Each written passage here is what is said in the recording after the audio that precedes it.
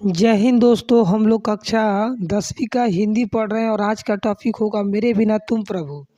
तो मेरे बिना तुम प्रभु यह कविता है जिस इसके लेखक है रेनन मारिया रिल्के। और रेनन मारिया रिल्के का जन्म हुआ था 4 दिसंबर 1875 को जर्मनी में।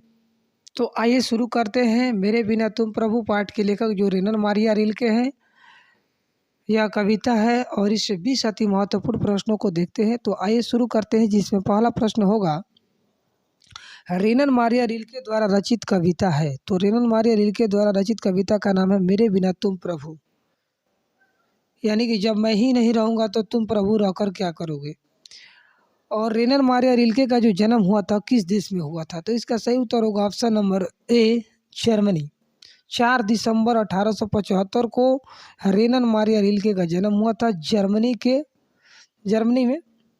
और इनके पिता का नाम है जोसेफ रिल्के। तो अगला प्रश्न होगा कि रेनन मारिया रिल्के के पिता का क्या नाम है। तो रेनन मारिया रिल्के का पिता का नाम है जोसेफ रिल्के। अगला प्रश्न होगा कि रेनन मारिया रिल्के ने शिक्षा कहाँ से पाई थी।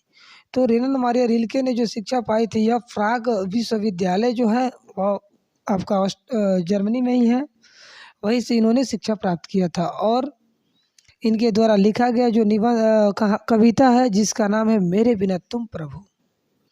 अगला प्रश्न होगा कि the notebook of Malte Laurids Brigge किस प्रकार की रचना है। तो इसका सही उत्तर होगा ऑप्शन नंबर बी, कहानी संग्रह है। The notebook of Malte Laurids Brigge किस प्रकार की रचना है, तो यह कहानी संग्रह है। अगला प्रश्न है मेरे बिना तुम प्रभु कविता किसके द्वारा हिंदी रूपांतरण किया गया। तो इसका सही उत्तर होगा option number C, Dharamvir Bharati द्वारा मेरे बिना तुम प्रभु कविता का हिंदी रूपांतरण किया गया। यही प्रश्न 2023 के लिए अति महत्वपूर्ण है और यह प्रश्न 2023 में 100% आने की संभावना है। अगला प्रश्न होगा कि कविता में किसके अस्तित्व होने की बात कही गई है, यानी कि जब भक्त ही नहीं रहेगा तो भगवान रहकर क्या करेंगे, और भगवान की गुणगान पूजा पाठ कौन करेगा जब भक्त ही नहीं रहेगा तो।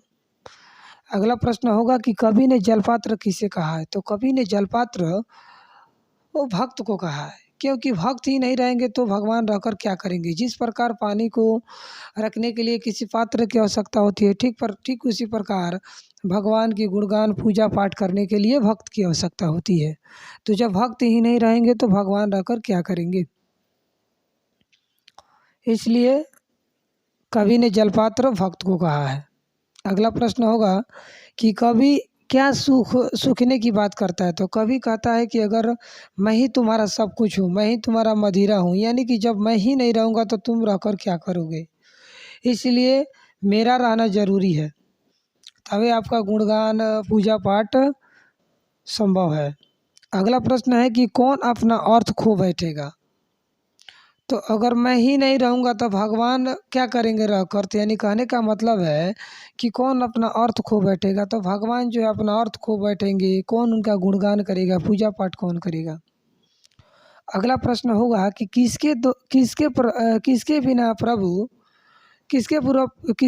प्रभु गृहहीन हो जाएंगे, यानी कहने का मतलब है कि दास के बिना प्रभु जो है ना यह गृहहीन हो जाएंगे। थोड़ा सा टाइपिंग मिस्टेक है, किसके बिना प्रभु गृहहीन हो जाएंगे, तो दास के बिना, यानी कि भक्त ही नहीं रहेगा तो भगवान की पूजा पाठ गुणगान कौन करेगा। इसलिए कहा जाता है कि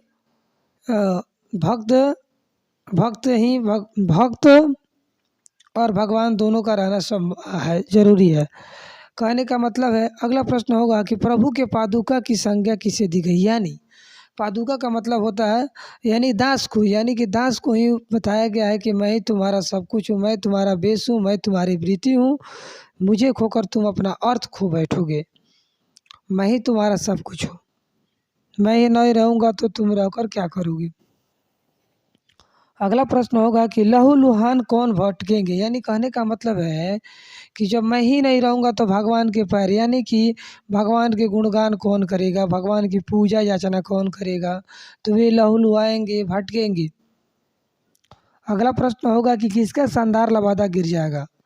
तो प्रभु का शानदार लबादा गिर जाएगा, यानी कि जब मैं ही नहीं रहूँगा तो प्रभु यानी कि भगवान रहकर क्या करेंगे, उनका गुणगान पूजा पाठ कौन करेगा।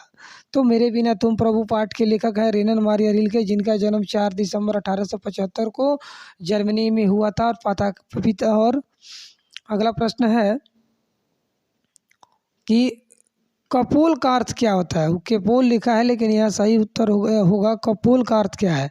तो कपोल का अर्थ होता है गाल, तो इसका सही उत्तर होगा ऑप्शन नंबर सी, गाल।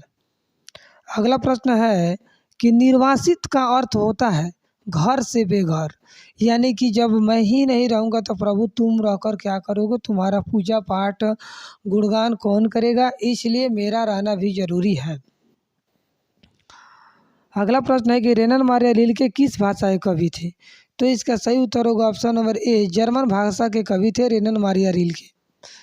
अगला प्रश्न होगा कि पाठ्य पुस्तक में संकलित रिल्के की कविता का हिंदी अनुवादक किसने किया था। तो इसका सही उत्तर होगा option number B, Dharamvir Bharati द्वारा हिंदी में इसका अनुवाद किया गया था। अगला प्रश्न है कि पाठ्य पुस्तक में संकलित रिल्के की कविता की भाव क्या है। तो पाठ्य पुस्तक में जो है ना, पाठ्य पुस्तक में संकलित रिल्के की कविता का भाव जो है यह भक्ति है। अगला प्रश्न है कि भगवान की कृपा दृष्टि कहाँ विश्राम करती है। तो इसका सही उत्तर होगा ऑप्शन नंबर डी, कवि के कपोलों पर। अगला प्रश्न है कि कवि किसके स्वादहीन होने की बात करता है। तो यानी कि मदिरा, यानी कि जब मन हम ही भक्त ही नहीं रहेगा तो भगवान रहकर क्या करेंगे, वह घर से बेघर हो जाएंगे, घर से निर्वासित हो जाएंगे, वह स्वादहीन हो जाएंगे, उनका पूजा पाठ गुणगान कौन करेगा। अगला प्रश्न है कि मेरे बिना तुम प्रभु पाठ के लेखक कौन है। तो मेरे बिना तुम प्रभु पाठ के लेखक रेनन मारिया रिल्के हैं। तो यह मेरे बिना तुम प्रभु। और अगला प्रश्न है कि रेनन मारिया रिल्के का जन्म कब हुआ था। तो रेनन मारिया रिल्के का जन्म जो हुआ था 4 दिसंबर 1875 को हुआ था। और रेनन मारिया रिल्के द्वारा लिखा गया यह कविता का नाम है मेरे बिना तुम प्रभु। तो मेरे बिना तुम प्रभु से हम लोग 22 अति महत्वपूर्ण प्रश्नों को देख लिए हैं। और मेरे बिना तुम प्रभु पाठ से इससे बाहर एक भी ऑब्जेक्टिव क्वेश्चन नहीं आएगा। अगर आप लोग नोट्स बनाकर इसको अच्छे तरह से तैयारी कर लेते हैं तो आने वाले जो 2023 में बिहार बोर्ड की परीक्षा है उसमें आप लोग 1 से 2 प्रश्न देखने को इस पाठ से मिल जाएगा। तो मिलते हैं अगले वीडियो में। जय हिंद, जय भारत।